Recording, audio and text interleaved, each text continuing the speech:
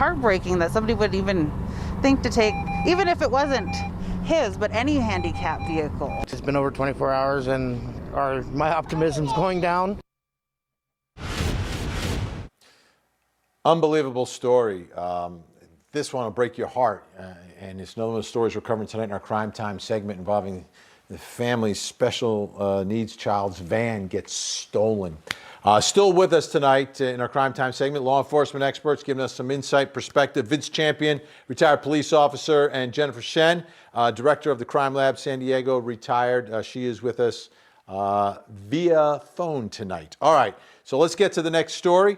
KMGH in Denver, a stolen van leaves a family stranded.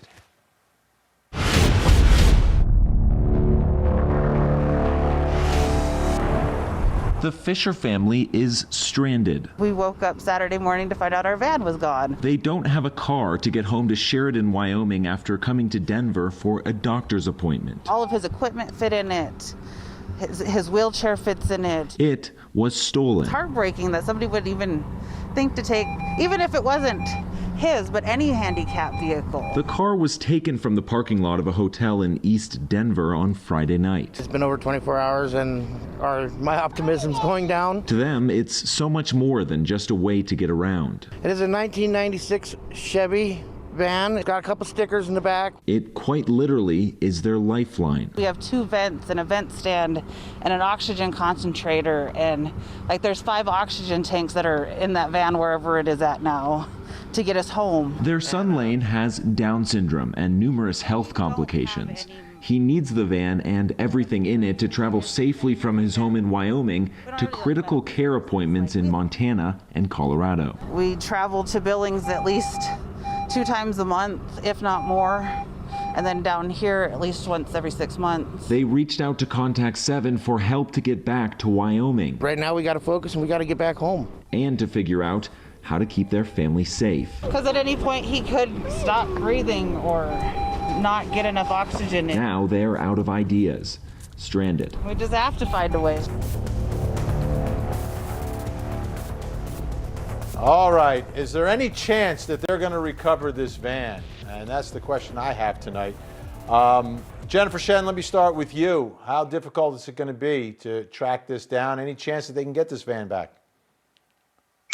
I think so. I mean, the fact that it's a specialty van makes it easier to spot, and the fact that this is a real human interest story, I think makes it more likely that people are really going to be on the lookout for it.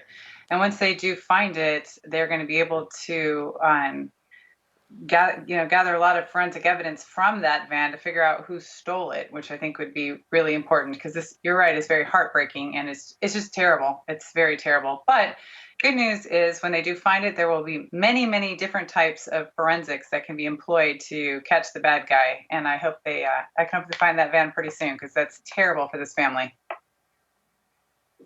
It takes a twisted mind to steal something like this. Vince Champion, your thoughts? You know, there's stolen cars every day around the country, but this one is a family's lifeline. And at some point, the person who stole it had to realize that, but I'm wondering if they think it's more valuable because of what's inside. Absolutely, they could that, or, you know, again, they could just not care. They just may need transportation from one place to another, or whatever to do, whatever it is they're going to do. You know, the good news about this is I do believe it'll be easier to find. I guarantee you officers will, if they see anything that looks close to that van, they'll be getting out, excuse me, looking through the van, trying to find out if it has that special equipment, just so they can get that vehicle back. So I agree that I think they're going to be able to find this van, at least if nothing else, find the van pretty quickly, and hopefully return it to the family. And hopefully the person has not realized anything and they just wanted it to get from point A to B, and they don't destroy the van or rip up all that equipment that they have in there. Absolutely. All right, next story. Last story tonight comes from WWS in Cleveland.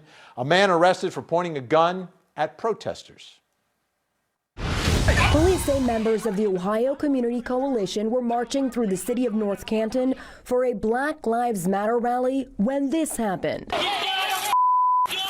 It was around 6:45 last Tuesday night at the intersection of North Main and Maple. The group consisted of about 45 people. Police say Dustin Reagan drove his black pickup truck around stopped traffic, went into the intersection, and confronted protesters with a loaded gun. Police were already on scene at the time and quickly took him into custody. Get out of the car. Come over, come here. Go with them. According to Stark County jail records, some protesters ran out of the way when he drove through, while others started to hit Reagan's truck and then hit him in the face. You can see it all happens really quickly. The truck passenger telling police Reagan was punched by protesters before drawing his gun. He got punched? Reagan is facing multiple charges, including aggravated menacing, reckless operation, and carrying a concealed weapon. All right, doesn't matter who the aggressor was, because according to those reports, at least one side of the story is going to be that he's punched in the face before he draws the weapon. Let me bring in Vince Champion. Vince, you know, if you're at the scene here, obviously it's very hectic and it's going to be difficult to get to the bottom of it, but does it ultimately matter who the aggressor was in the way you see this one? I think what's going to matter more than the aggressor is going to be, did the gentleman that got out of his car, was he able to leave the scene? And it appeared in that area, if he got hit like that, his better choice should have been to go ahead and drive off, go to the police department and make a report at that point, or at least pull over and grab one of the officers that were there. You know, to get out and brandish a weapon like that when there's, I mean, no other physical threat against you at that point, I'm not so sure that that was a good move. I think you can clearly see in the video he had a clear path right here after this person moves out of the way. He's got a clear path. He should have just drove off at this point. Jennifer Shen, watching this video, it's a tense situation. How do you is there a way to forensically figure out what happened here and who was involved and who the aggressor was? Or do we just have to rely on this video, which is slightly blurry, and witness testimony? Well, forensically, you're likely going to have to rely on this video, and there are things that can be done to enhance video so you can get a better look there. I've seen some pretty amazing things done where you couldn't see an act before, but when they broke it down frame by frame and really made it much clearer, you could actually see the things that you would need to see to make that decision here. But at the end of the day, I think this really just shows how heightened everyone's emotions are. Everyone's feeling feels very strongly about all that's going on, and people are afraid. And it seems like they do things and act in ways that they might not other times because of that sort of panic they feel. And it looks like he sort of panicked here, and it didn't look like a good decision. Jennifer Shen, Vince Champion, always great to have you both on the program. Thank you so much. Thank you.